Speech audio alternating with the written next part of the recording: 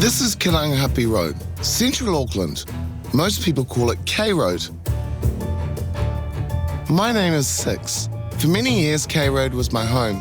I was homeless. Now I publish the K Road Chronicle, a newspaper that gives street people their own voice.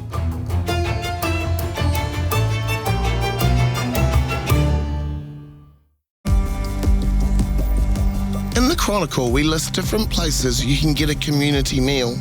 This includes a weekly event called Sunday Blessings. This week, alongside Good Kai, they're also providing vital services for the street community.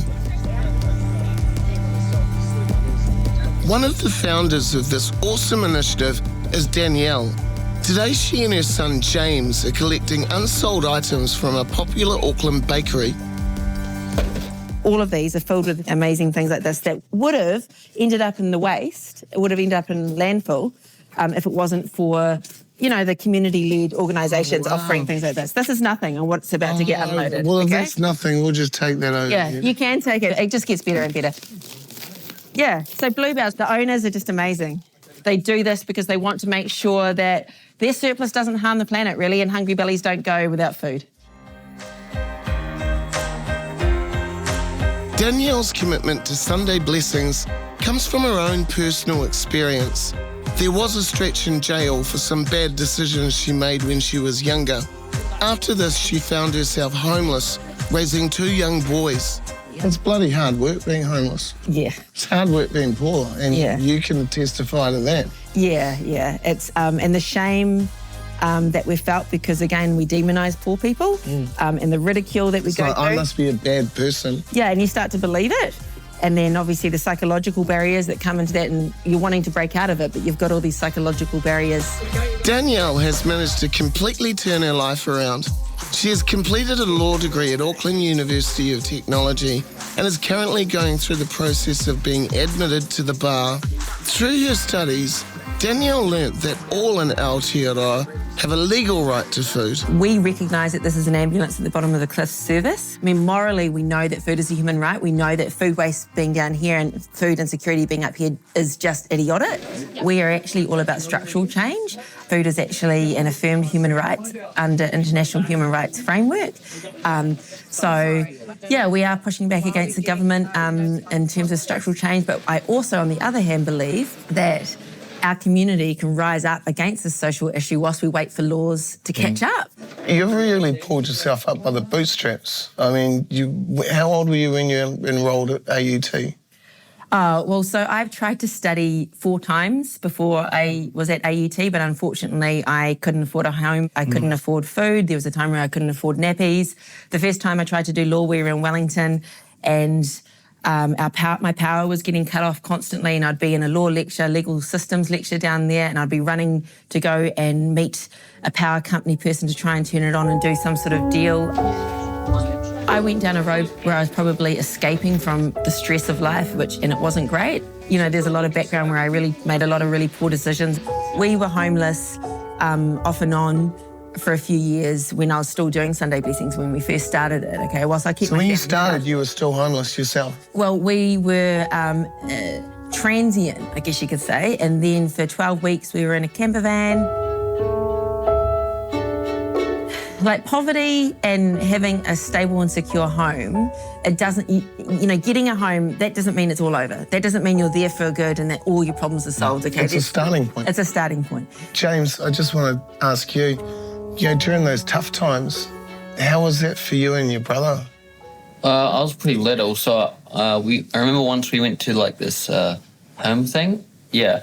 The backpackers he's talking about? Yeah. I just thought it was fun. I didn't really notice because I was little. Is that because your mum's so awesome? Yeah, I was just having fun the whole time. But what did we do? Do you remember what we did? Because for me, it was not fun. The shame I can imagine. And the paranoia I felt and the absolute devastation that I'd let myself and my family down. But what did we do? Do you remember the game? Yeah, we jumped through the window back and forth and acted like ninja. Ninja. This week, Danielle is organising much more than just food. This is the games area. Games is going to be played in the middle here. It's super cool. Encouraging connection. Don't throw them like that either, bud. Cool. Sunday Blessings has grown as a whole range of individuals and community organisations have joined in. Local MP Chloe Schwarbrook takes a strong interest in the work and has got to know Danielle well through it. So tell me about Danielle. How did you guys come together? What was that process? It was when I first interacted with this kaupapa at the beginning of 2022 when Omicron was turning up. And it became really clear that were we to see a volunteer team at Sunday Blessings, for example, hit by COVID outbreak, then the service was at risk of falling over. So that's when we started collaborating to form the Omicron Resilience Team. And out of that, kind of when you have different groups working together like Student Volunteer Army and obviously the infrastructure that Sunday Blessings has spent so long working on, and then you've got Community Kai on Tuesday nights as well, that we need to scale this stuff up and we need to bed it in. Danielle's amazing. She's incredible, eh? We need to clone her. Yeah, totally. Make her Prime Minister. Yeah. Yeah. I thought that was your job. No, absolutely not. I'm too controversial, Six. You just need to put the bags out and just put them everywhere on the table all around them. Okay. We need to leave at least 4 meals as well for the wardens. So we'll leave those over here. Vegetarian ones we can have on here.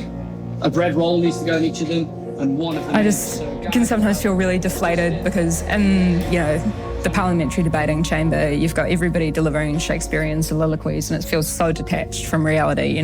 Poverty doesn't exist there, climate change doesn't exist there, biodiversity crises don't exist there. But then you come back out into the world and, you reconnect with community and you see that things are shifting and changing, and that's why I love investing my time and energy here. But whenever I feel really cynical and upset and angry, I'll go back to something which I said in my maiden speech. It's actually to change people's understanding of what politics is, because we think politics is the waffly stuff that people in suits do, but it's not. It's about power and it's about resources. And if we can invert that and help people within our community realise the power that they hold in sheer numbers, then we change everything.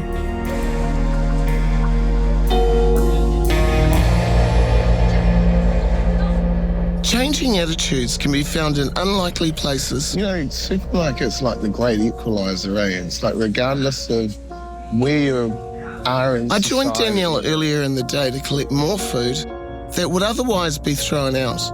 We met up with Ashley, the manager of St John's Countdown.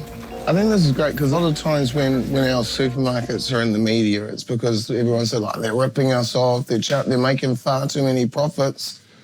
But this kind of cuts into your profits, doesn't it? I mean, this is a social service. It looks like all good stuff, though. It's perfectly good stuff. So something that has bruising on it like that, we wouldn't sell to the customer, but we would still consume it. Yeah. Yeah. So what we do is we pop it in here and then we let other people consume it. And so Countdown St John's is the first store that's going to be zero food waste to landfill. I'm impressed. Yeah. This is my impressed face.